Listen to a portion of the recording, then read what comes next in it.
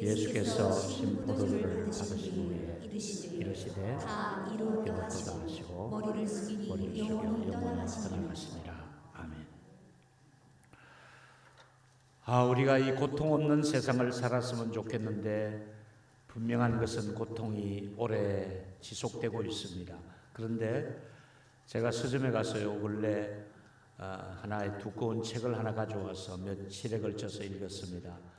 고통에 답한다 하는 팀 켈러의 책을, 두꺼운 책을 가져와서 읽으면서 이 고통을 답을 하고 있는 성경은 뭐라고 말씀하고 있는가 하는 부분을 제가 발췌를 했습니다.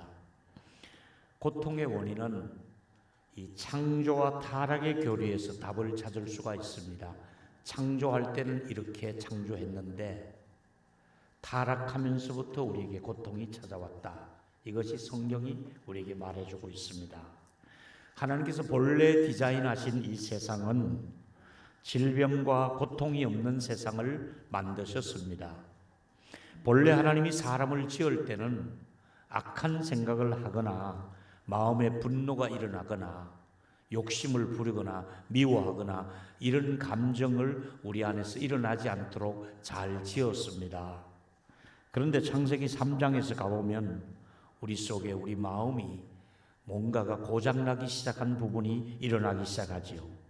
하나님을 주인으로 섬겨야 될 우리가 하나님과 동등된 자리가 되고 싶어서 사탄의 유혹이 계속되고 에덴 동산에서부터 인류가 타락이 시작한 것입니다. 결과는 인류는 하나님께 등을 돌리기 시작했습니다. 그러면서부터 무너지기 시작해서 우리 모두가 고통이 그때부터 찾아오는 것이지요. 다시 말씀드리면 사단의 유혹에 의해서 하나님의 권위까지 도전을 했던 인간들이 결국은 인간이 범죄한 인간으로 전락하고 말았다는 얘기지요. 그래서 인간의 마음속에 범죄한 이유로 찾아온 것이 뭐냐면 마음의 감정 상태가 악함과 분노와 거역으로 가득 차기 시작했고 또 우리 육체까지도 질병을 가지고 살아가야 되는 이런 고통을, 그리고 정신적인 고통을, 그리고 육체적인 아픔을 우리가 범죄함으로부터 우리에게 찾아오는 것이잖아요. 그래서 이걸 인류의 타락이라고 얘기합니다.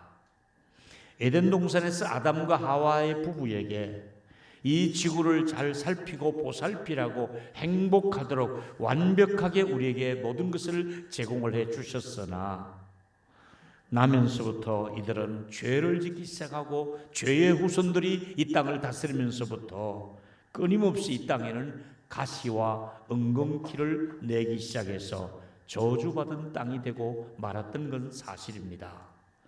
그래서 열심히 일하는데도 재난이 오는 데는 우리가 막을 방법이 없습니다. 열심히 살아가는데 기근이 찾아오고 질병이 찾아오고 재난이 찾아오고 불의한 일들이 우리 주변에서 끊임없이 일어나고 있는 것이 이 세상의 형편입니다. 그렇다면 오늘 제가 여러분에게 첫 번째 드리고 싶은 말씀은 이 타락의 교리가 고통을 이해할 수 있는 신학의 기초가 된다는 겁니다. 우리가 이것을 신학적으로 생각해 보면 이 고통이 있었던 것은 타락했기 때문입니다. 인류가 타락하지 않았으면, 인류가 범죄하지 않았으면 이런 고통을 겪지 않아도 되는데 온 인류가 타락하고 범죄함으로 말미암아 우리에게 찾아온 고통을 우리 모두가 지금은 겪고 있습니다. 아니, 전 세계가 이 고통을 겪고 있는 것이지요. 다시 말하면 우리가 이 시련당하는 사람들이 적어도 나는 저 사람보다 의로워서 시련을 덜 당하거나 또 고통당하는 사람이 저 사람 나보다 죄가 더 많아서 저 고통을 당한다, 이런 생각을 하시면 안 됩니다. 이것은 욥의 친구들의 생각입니다. 일찍이 욥이 고난을 당할 때 욥아 한번 생각해 보아라. 네가 까닭없이 이런 고통을 당하게 된다고 생각하느냐? 네가 뭔가 잘못이 있으니까 이런 고통 당하는 것 아니냐 하고 욥의 친구들이 욥을 괴롭혔습니다. 여러분, 우리는 지금 아담의 후손인 우리 모두가 겪고 있는 이 아픔은 전 인류가 아담이 가졌던 죄의 영역에서 우리가 벗어나지를 못하고 죄가 유전되어 왔기 때문에, 죄의 후손들이기 때문에 죄인인 것입니다. 죄를 지어서 죄인이 아니라 죄의 DNA를 가지고 태어나서 죄를 지을 수밖에 없는 타락한 인류가 되고 말았습니다. 결과적으로 우리에게 인류의 타락은 인류에게 고통을 가져다 준 것이 사실입니다. 그럼에도 불구하고 하나님께서는 의인이라고 햇빛과 비를 많이 주시고 악인이라고 해서 햇빛과 비를 전혀 주시지 않는 그런 하나님이 아니라 일반 은총은 지금도 여전히 죄인에게든 악인에게든 여전히 유지하고 있습니다. 지금 우리가 그나마 일반 은총의 영역 속에서 우리가 살아가면서 치유하고 회복하고 복구하고 이런 일을 하고 있습니다.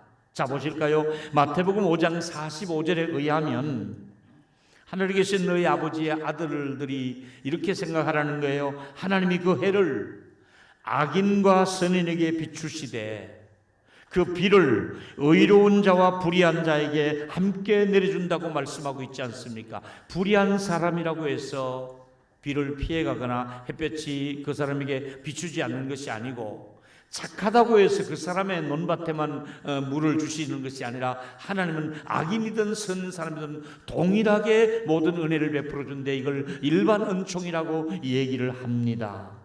근데 우리는 지금 이 재앙을 많이 겪으면서, 전 인류가 고통을 겪으면서, 코로나에 걸린 사람은 죄를 많이 지어서 걸린 거 아니잖아요. 어떤 국가는 죄를 많이 지어서 이렇게 당하고, 이걸 당하지 않는 국가는 죄가 없어서 당하지 않는 것 아니란 말이지요. 전체를 향한 하나님께서 우리에게 지금 뭔가가 징계의 메시지를 우리 인류를 향해서 보내고 있는 것 아니겠습니까? 전 세계를 향해서 하나님이 고통을 통해서 큰 소리로 우리에게 다가오시면서 내게 돌아오라는 사인을 하나님이 보낸 것 아니겠습니까? 그렇습니다. 악을 겪는 모든 사람들의 특징이 죄를 많이 지었기 때문에 악을 겪는다는 생각은 하지 마시고, 우리가 이렇게 이 고통을 당하는 것은 궁극적으로는 우리 인류가 타락했고 범죄해서 우리 전 인류가 이런 고통을 겪을 수밖에 없다는 것이 고통의 답을 한다는 팀 켈러의 저서에서 제가 발견할 수 있었던 내용 중에 하나를 설교하고 있습니다. 인간은 여러분 자신의 행실에 비추어 볼 때는 그래도 하나님께서 우리에게 더 좋은 것을 많이 허락해 주셨습니다. 한번 여러분이 곰곰이 여러분의 삶을 한번 돌아보십시오. 여러분이 지은 죄의 대가보다는 하나님이 훨씬 더 너그럽게 대해주고 있습니다. 우리가 지은 죄보다는 하나님의 너그러움이 더 크기 때문에 이만큼 우리가 용서받고 살고 있고 긍휼을 잊고 살고 있는 것입니다. 우리가 지은 죄보다 훨씬 하나님께서 아프지 않도록 우리에게 살살 다루고 계시는 하나님을 우리가 느낄 수 있지 않습니까? 하나님은 공의로우신 분이기 때문에 그냥 죄를 넘길 수가 없었습니다. 그냥 말로 이 죄를 용서한다로 끝낼 수가 없었습니다. 그래서 우리를 심판하시고 회복시키는 과정 속에 하나님이 하신 일이 바로 이겁니다. 하나님은 죄를 분명히 처리하셔야 하나님의 공의가 살아납니다. 근데 하나님께서 그 공의를 살리려고 아들을 십자가에 못 박은 사건입니다. 죄를 그냥 처리할 수는 없으니까 아들을 십자가에 매달아서 피 흘려 죽게 하심으로 우리가 당하는 고통과 죄의 유전과 타락한 인류를 구속하시기 위해서는 하나님이 이 방법밖에 없으셨기 때문에 아들을 십자가에 못 박도록 맡기셨던 것이지요. 여러분, 그렇게 해서 하나님의 공의를 살리고 하나님의 정의를 살리기 위해서, 완벽하게 우리를 살리기 위해서 하나님께서는 죄를 벌하고 계신 것이잖아요. 우리는 하나님의 너그러우심, 우리를 사랑하시는 그 용서하심이 십자가를 통해서 우리에게 은혜를 주셨습니다. 우리는 여기서 이런 어려움을 겪으면서 절대로 우리가 부당한 말을 하거나 우리가 어려움 당하는 사람을 바라보고 함부로 판단하고 함부로 정죄하지 말아야 될 것은 정확하게 심판하실 분은 하나님이시지 우리가 아니라는 것을 말하고 있습니다. 사도 바울이 일찍이 이렇게 우리에게 경고의 메시지를 주신 적이 있습니다. 보십시오. 로마서 2장 1절에 3절의 내용에 보면 그러므로 남을 판단하는 사람아, 남을 함부로 판단하는 사람아, 누구를 막론하고 내가 핑계치 못할 것을 남을 판단하는 것으로 네가 정죄함이니 판단하는 내가 같은 일을 행하고 있지 않느냐. 너는 남을 쉽게 판단하는 죄를 범하는데 너도 그렇게 같은 죄를 범하는 사람이 아니냐. 이런 일을 행하는 자에게 하나님의 심판이 진리대로 되는 줄 우리가 아노라. 이런 일을 행하는 자는 판단하고도 같은 일을 행하는 사람아, 내가 하나님의 심판을 피할 줄로 생각하느냐. 하나님은 정확하게 판단하시는 분이고 우리는 함부로 판단할 수가 없습니다.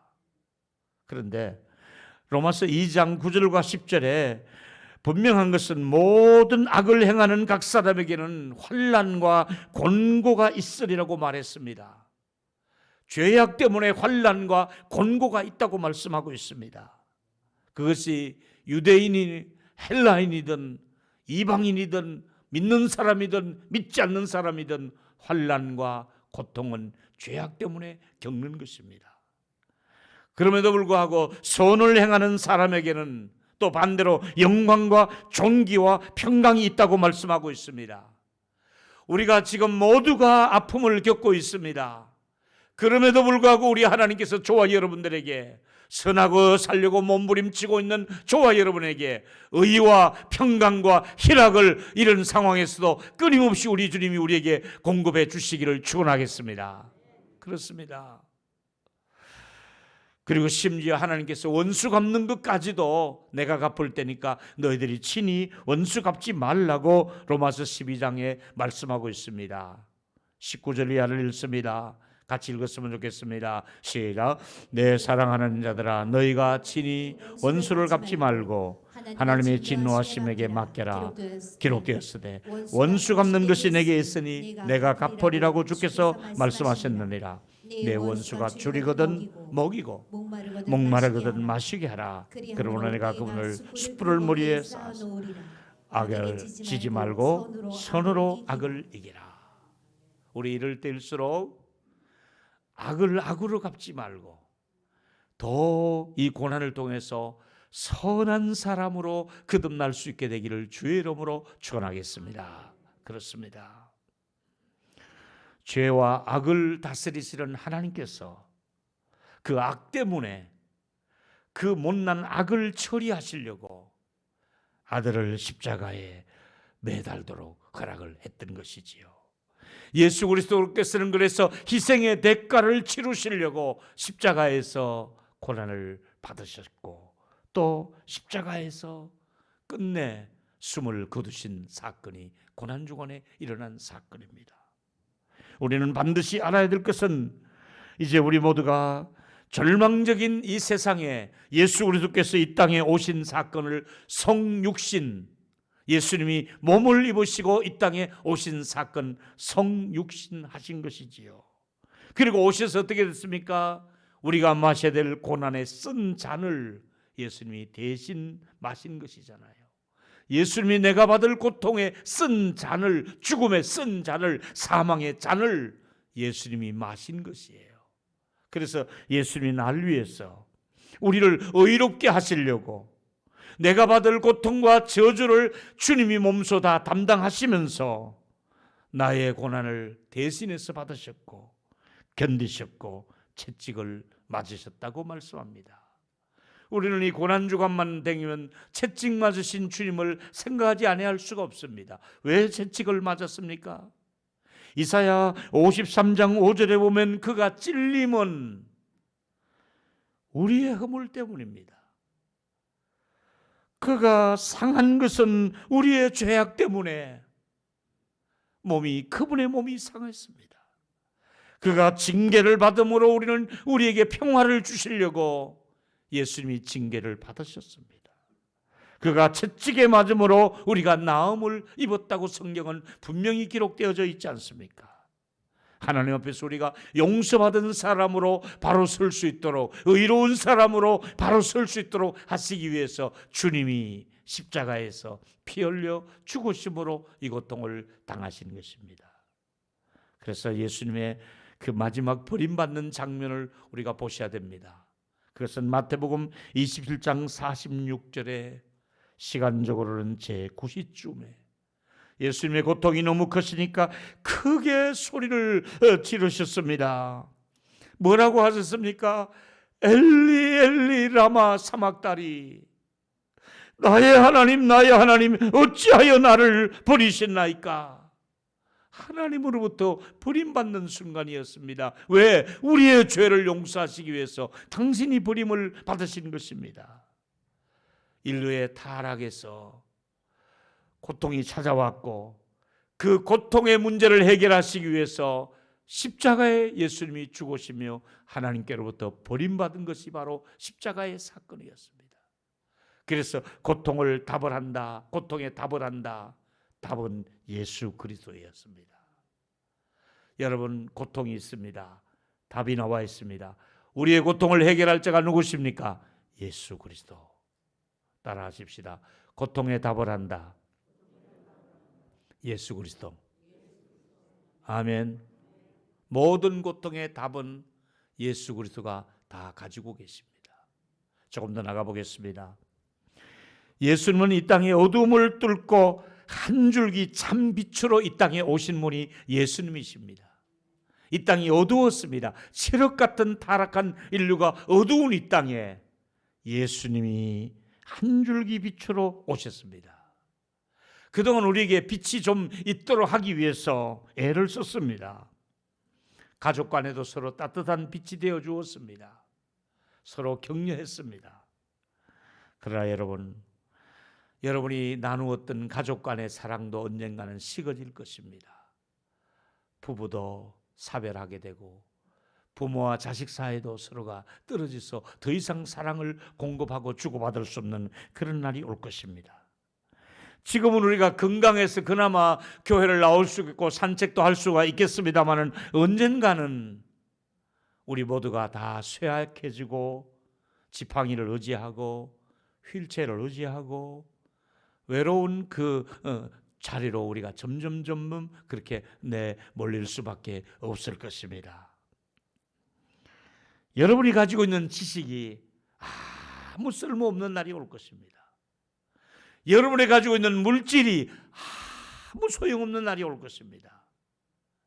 자식도, 물질도, 지식도, 직장도, 모든 것이 이제는 아무것도 필요 없는 그런 순간이 올 것입니다. 우리가 가진 모든 것들이 남루한 옷과 같고 누더기와 같고 능마와 같은 이런 것들이 우리들의 의고 초라한 내 모습이 내가 하나님 앞에 서야 되는 내 모습이 아니겠는가? 바로 이런 어두운 절망 속에 있는 인류에게 하나님이 한 줄기 빛으로 예수 그리스도를 이 땅에 보내주셨다고 마태복음 4장 16절에 말씀하고 있습니다. 복음입니다. 같이 보실까요? 시작. 흑암에 앉은 백성이 큰 빛을 보았고 사망의 땅과 그늘에 앉은 자들에게 빛이 비추었도다. 사망의 땅이라 그랬습니다. 너나 없이 다 죽을 수밖에 없습니다. 언젠가는 죽습니다. 고통과 사망의 이 땅에 그늘진 이 땅에 예수 그리스도께서 이 땅에 오셔서 아름다운 생명의 빛을 주었다고 성경은 말씀하고 있습니다. 빛으로 오신 예수님, 칼과 권세를 가지고 오시지 아니하시고 칼을 들고 휘두르지 아니하시고 오히려 그 손에 십자가에 못이 박힌 손이 되고 말았습니다. 누구 때문에 십자가에 못 박히셨습니까? 우리를 대신해서 십자가의 죽음을 택하신 것입니다. 우리가 받을 징계를 대신해서 받으신 것입니다. 우리가 받아야 될 모든 심판을 하나님이 아들을 통해서 심판을 하시고 벌을 내리셨고 저주를 받게 하신 것입니다. 이것이 십자가의 죽음이었습니다. 오늘은 그리스도의 죽음을 다시 한번 생각을 하셔야 되는 주간입니다. 그리고 그리스도의 죽음을 우리가 한 번 더 묵상을 하셔야 될 것 같습니다. 지금은 여러 가지 세상에서 일어나는 일들이 정말 힘듭니다.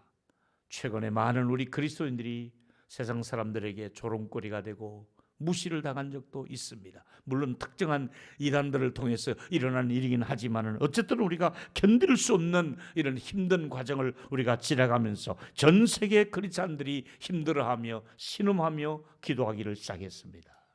다행인 것은 내 편에 그래도 주님이 계시면서 나를 변호해 주시면서 마지막 심판대 앞에 내가 섰을 때 나의 허다한 허물과 죄악을 내가 이 친구를 위해서, 내가 이 김호영을 위해서, 내가 이 권사님을 위해서 십자가에서 내가 고통당하지 않았습니까? 내가 용서하지 않았습니까? 하고 나를 변호해 주시고 정언해 주실 우리 주 예수 그리스도가 내 안에 계신 것을 감사하시기를 바랍니다. 그렇습니다. 온 세상 날 버려도 주 예수 안 버려 끝까지 나를 돌아보시니. 그렇습니다. 주님은 끝까지 우리를 돌보실 것을 약속하고 있지 않습니까? 마침내 하나님 아들 예수 그리스도께서 우리로 하여금 인간의 고통받는 현장에 한 줄기 빛으로 찾아오셔서 내가 지은 모든 죄를, 악에 대해서 우리 주님이 영원히 이것을 끝장내기 위해서 예수님이 이 땅에 어둠 속에 한 줄기 빛으로 오신 것입니다. 세 번째 얘기는 이제는 그 누구도 그분의 손에서 빼앗기지 않겠다고 약속하신 말씀을 우리가 기억해야 됩니다. 오늘 메시지가 여기 있습니다. 요한복음 10장 28절 29절에 의하면 내가 그들에게 영생을 주노니, 주는 겁니다. 여러분, 선물로. 우리가 취하는 것이 아니라 영생을 선물로 주노니 영원히 멸망치 아니할 것이요, 저와 여러분이 이 지구가 멸망한다 할지라도 우리는 영원히 멸망할 존재가 아닌 것을 믿기를 바랍니다. 영원히 멸망치 아니할 것이요, 내 손에서 빼앗을 자가 없느니라 말씀하시면서 29절에 보니까 그들을 주신 내 아버지는 만유보다 크심에 아무도 아버지의 손에서 빼앗을 수가 없느니라. 그 누구도 어떤 환난과 비바람이 몰아치고 심지어 이 코로나가 우리에게 우리 사는 삶을 힘들게 한다 할지라도 아버지의 손에서 우리를 빼앗아가지 못할 줄로 믿으시기를 바랍니다. 아무도 아버지의 손에서 빼앗을 자가 없느니라. 아멘. 지금 이제 외국에 나가 있는 많은 우리 교민들이 한국으로 들어오고 있습니다. 그래도 우리나라가 의료시설이 좋고 또 빨리빨리 치료해주고 하니까 이제 학생들이고 유학생들이고 다 들어옵니다. 하루에 수천 명씩 한국으로 다시 외국에 나가 분들이 들어옵니다. 자, 대한민국 여권을 가진 사람은 들어올 수 있는 기회를 문을 열어주고 들어와라. 그리고 요즘은 또 어떤 나라에서는 자기 나라 비행기로 우리나라 사람을 공짜로 태워줄 테니 제발 대한민국에요, 마스크하고 의료 장비를 좀 빈 비행기로 돌아오지 않도록 바꿉시다. 이렇게 해가지고 지금 전 세계에 있는 우리 모든 사람들을, 대한민국 사람들을 자기 나라 비행기로 우리를 실어주고 있습니다. 그리고 그 빈 비행기에다가 마스크하고 의료 장비 좀 주십시오 하고 그렇게 지금 가져가고 있습니다. 여러분, 제가 이 뉴스를 보면서 이걸 하나 깨달았습니다. 전 세계에 살고 있는 우리 하나님의 택한 백성들아, 하나님의 나라로 들어오라. 내가 너희들을 끝까지 돌볼 것이며 끝까지 놓치지 않을 것이다. 우리는 대한민국 여건만 있으면 그가 착한 사람이든 부자든 가난하든 가리지 않습니다. 대한민국 여권만 가지고 있으면 한국으로 들어와라 환영해주고 보호해주는 것처럼 여러분, 우리가 하나님의 백성, 하나님의 자녀이기 때문에 그 누구도 내가 빼앗기지 않을 것이다. 다 하나님 앞으로 돌아오라. 하나님께로 오라는 사인입니다. 할렐루야. 하나님께로 돌아오라. 내가 책임질 것이다. 그렇습니다. 하나님이 친히 디자인하신 천국은 우리를 피로 씻기시고 닦으시고 정결하게 한 다음에 천국으로 우리를 하나님께서 소환을 하실 것입니다. 지금은 고난이 있지만은 잠시의 고난입니다. 지금은 아프고 병든 몸이지만은 잠시 우리에게 모든 눈의 눈물을 닦아주신다고 계시록 21장 4절에 약속하지 않았습니까? 우리 이제 눈의 눈물을 닦아주실 것이며 다시는 사망이 없고 이런 코로나로 인한 사망도 없을 것이고 요양원에서 외롭게 돌아가실 것도 없을 것이고 고통 중에 고통당하지 않도록 아픈 곳이 다시는 있지 않도록 다 해로운 것들이 지나가도록 완전한 하나님의 나라가 우리 앞에 기다리고 있다는 것을 하나님의 위로로 말씀으로 축복으로 받으시기를 주의 이름으로 축원하겠습니다. 그렇습니다. 그런데 우리 주님께서, 우리 주권자이신 주님께서, 심판자이신 주님께서 왜 고통을 몸소 당해야만 했습니까? 그것은 바로 우리를 구속하시려고, 내 죄를 용서하시려고, 나를 하나님의 자녀로 삼아주시기 위해서 이 고통을 당하시려고 예수님이 이 땅에 내려오셨습니다. 비하의 신분, 내려오신 예수님의 모습을 보십시다. 빌립보 2장 6절과 8절에 의하면 그는 근본 하나님과 동등된 분이셨습니다. 그런데 그분께서 자기를 비워 족의 형체를 입으시고 사람같이 되었고 사람의 모양으로 나타나셨는데 자기를 낮추시고 죽기까지 복종하셨으니 곧 십자가에 죽으심이라. 왜 죽기까지 복종하셨습니까? 왜 이렇게까지 하셔야 됐습니까? 우리를 살리시려고, 우리를 용서하시려고, 우리를 완벽하게 하나님 앞에 세우시고 싶어서 이렇게 하셨습니다. 예수님은 큰 희생을 치르셨습니다. 책을 보다 보니까 스코틀랜드의 유명한 설교가인 로버트 맥체인이라는 분이 그리스도가 보여주신 고난이라는 설교의 한 부분을 제가 그대로 인용을 해드리겠습니다. 하나님은 위로 한마디 없이 하나님이 사랑하신다는 느낌이나 하나님이 불쌍히 여긴다는 느낌 한 점 없이 하나님이 뒤에서 지켜주신다는 위로의 약속 없이 그분은 홀로 십자가에 달리셨습니다. 지금까지 하나님은 빛나는 태양이셨지만 이제는 그 해는 빛을 잃었고 암흑만 비쳤습니다. 주님은 홀로 거기 계셨고 지금까지 행하신 일들은 흔적도 없이 사라져 버렸습니다. 마치 산 꼭대기에서 깊은 계곡으로 돌 하나를 떨어뜨린 것처럼 버림을 받았습니다. 돌아오는 것은 적대감 뿐이었습니다. 이것이 바로 그리스도가 겪는 고난이었습니다. 그분은 내 대신 버림을 받으셨습니다. 우리는 그 대신 주님께 붙어 있으면 우리를 절대로 버리지 않을 것을 약속하셨습니다. 나의 하나님, 나의 하나님, 어찌하여 나를 버리셨나이까? 주님이 버림당하신 것은 나를 위해 버림을 당하셨습니다. 이번에 설교를 제가 읽다가 눈물이 흐르고, 그렇구나. 이렇게 산꼭대기에서 돌 하나 던져서 저 앞에 굴러서 그냥 내려 꼽히는 것처럼 예수님이 이렇게 죄 때문에, 우리 때문에 이렇게 아픔을 당하셨구나, 버림을 당하셨구나 생각해 보니까 정말 우리 주님의 그 큰 사랑을 말로 표현할 길이 없습니다.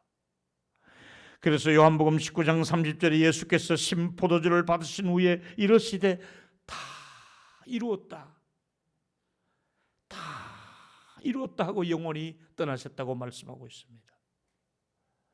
다 이루셨기 때문에 우리를 완벽하게 초대할 수가 있는 것입니다. 우리의 불완전하고 부족하고 죄인된 허물 많은 저와 여러분을 초대하시려고 우리 주님이 다 이루어 놓으신 것을 우리는 선물로 받기만 하면 되는 것이 기독교의 십자가의 죽으심입니다. 받기만 하면 됩니다. 계시록 7장 16절에 의하면 그들이 다시는 줄이지 아니하고 다시는 목마르지 아니하고 해나 뜨거운 그 기운에 상하지도 아니하게 하리니 다시는 우리가 질병에 시달리지 않도록 하시기 위해서 이제 큰 보좌에 계신 그분이 생명수 샘으로 우리를 인도하시면서 그분의 눈에 눈물을 닦아주신다고 성경은 말씀하고 있습니다. 이제 말씀을 여기서 이렇게 맺도록 하겠습니다. 고통의 원인은 십자가를 통해서 해결하는 것이 기독교의 핵심입니다. 모든 인류가 고통을 당하고 있습니다. 해결 방법은 십자가밖에 없습니다. 하나님은 해결하는 방법이 고통을 십자가로 해석했습니다. 첫 번째 얘기입니다. 인류의 타락은 고통의 원인을 제공했습니다. 왜 우리가 이 고통을 겪어야 되는가? 인류가 타락하고 범죄했기 때문에 이런 고통을 겪게 되는 것입니다.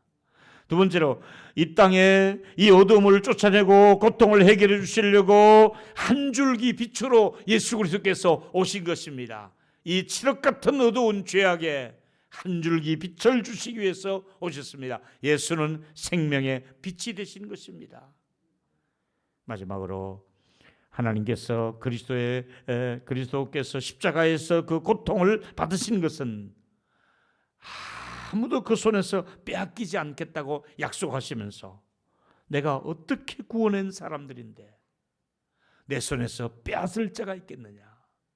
여러분, 오늘 여러분 현장에 계셔서 예배를 드리든지 또 혹은 가정에서 예배를 드리시든 간에 하나님의 백성들입니다. 아버지의 손에서 절대로 뺏기지 않겠다고 약속했습니다. 우리 주일 학생들을 그냥 뺏기지 않게 하실 것입니다. 마귀가 제 아무리 공격하고 유혹한다 할지라도 하나님의 거룩한 백성으로서 뺏기지 않는 하나님의 자녀로서 하나님의 손에서 행복을 누릴 수 있는 저와 여러분이 되기를 주의 이름으로 축원하겠습니다. 기도하겠습니다. 고마우신 하나님 아버지, 우리는 지금 거리 유지를 하느라고 애를 쓰고 있습니다. 가까워야 될 사람들끼리 멀어져 가고 있습니다. 하나님을 가까이 해야 될 저희가 더 멀어지지 않도록 은혜를 주시기를 원합니다. 타락한 인류를 위해서 우리가 이 범죄함으로 말미암아 고통이 찾아왔다는 것을 알게 하여 주시옵시고 또 이 고통 중에서 하나님께서 우리에게 한 줄기 빛으로 오셨으며 우리에게 우리 주님이 십자가의 고난을 통해서 그 누구도 빼앗기지 않을 것을 약속하셨사오니 하나님의 거룩한 백성들을 원수 마귀가 손을 대지 못하도록 하시고 하나님이 보호하여 주시옵시고 모든 질병으로부터 보호하여 주시옵소서. 각 가정에 머물고 있는 우리 아이들과 우리 청년들과 우리 노약자들에게 은혜를 베풀어 주셔서 하나님께서 위로하여 주시고 감싸 주시고 보호하여 주시옵소서. 감사드리고 예수님 이름으로 기도합니다. 아멘. 찬송 한 장 부르겠습니다.